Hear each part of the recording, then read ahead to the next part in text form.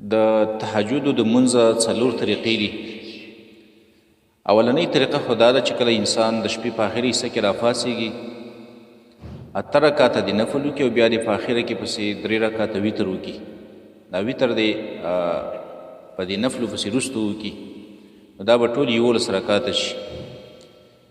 نو دا به د حدیث د رسول الله صلی الله علیه وسلم سره موافقت هم راشي. عایشه رضی الله تعالی عنها فرمایي چې ما كان رسول الله صلى الله عليه وسلم يزيد في رمضان ولا في غيره على 11 ركعة. رسول الله صلی الله علیه وسلم په رمضان کې او په غیر رمضان کې په 11 رکعاتو باندې سیواوالی نه کاوه. 8 رکعاته به نفل کول رسول الله صلی الله علیه وسلم او 3 رکعاته به پسې بیا وتر کول. نه یو دا طریقه ده. دویمه طریقه دا ده چې کله انسان ماخوستن ویده کېږي نو په اوداسه دې سملي او ذکر هم دې وکړي او په دې نیت دې ویده شي چې زه به د شپې راپاڅېږم او انشاءالله قیام اللیل د تهجد لمونځ به کوم.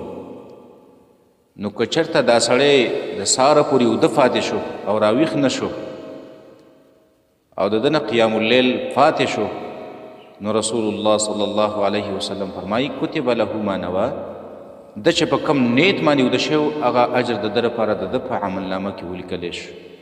یعنې ده ته د تهجدو اجر میلاو شو، ځکه دا په نیت د تهجدو باندې ویده و، په اوداسه باندې ویده و او د الله ذکر یې کلی و چې ویده و. درېیمه طریقه دا ده چې کله یو انسان داسې بعضې ورځ راشي چې انسان ډېر ستړی ستومانه یا بیماري او دا وایي چې یاره زه نشم راپاڅېدلی د شپې نن کیدای شي راپانڅېږم، نو دا دې داسې کار وکړي د ماخوستن د مانځه نه وروستو دغه 8 رکعته وکړي دغه نفل. په دې به هم الله پاک درته دغه قیام اللیل اجر میلاو کړي او الله به ورله ورکړي. څلورمه طریقه دا ده چې کله یو انسان هغه په نیت د تهجد باندې ویده شي او د الله ذکر هم وکړي او په اوداسه باندې ویده شو، په نیت د تهجد باندې ویده شو، خو د شپې الله پاک دا را بیدار نه کړو، راویښ نه شو، سهار راپاڅېدو بس سهار مونځ یې وکړو، نو بیا دې دا سړی داسې وکړي لږ انتظار دې وکړي د نور د راختو نه واله تر د زوال د ټیمه پورې، یعنې د کله چې نور راوخیږي د هغې نه د ماسپښین د ټیمه پورې په دغه ټیم کې دې دا د 8 رکعته چې د ده نه د شپې پاتې شوي دي دا دې وکړي. الله پاک به له ده ته هغه اجر ورکړي کوم چې ده د شپې تهجد کول او قیام اللیل یې کاوه. دا هم په حدیث کې راځي، رسول الله صلی الله علیه وسلم فرمایي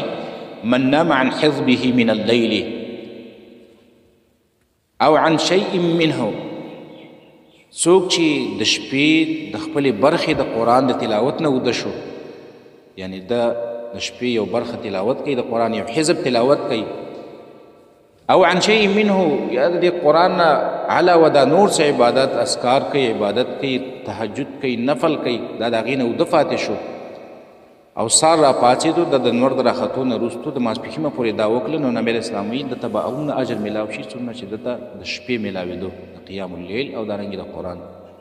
دا 4 طریقې شولې د تهجد د کولو او دا 4 واړه دا اسانې طریقې